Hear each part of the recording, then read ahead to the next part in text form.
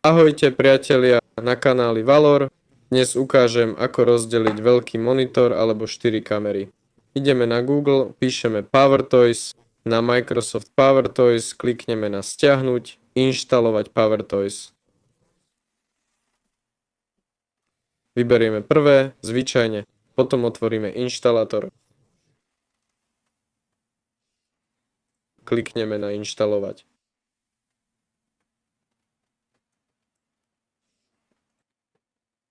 Tak, hneď sa nám otvorí. Potrebujeme tu Fancy Zones. Takže otvoríme Fancy Zones.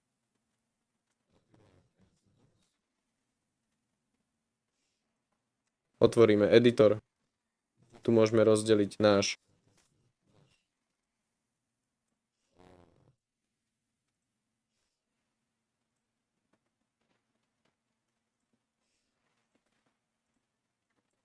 monitor na časti, áno, alebo riadky, alebo bez rozloženia a tu vytvoriť vlastné.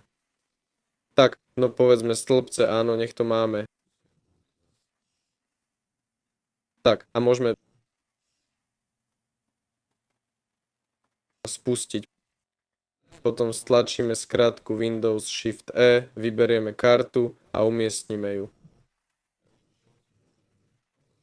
To je všetko. Tu môžeme zmeniť tlačidlo. To je všetko. Lajkujte, odoberajte kanál. Dovidenia všetci.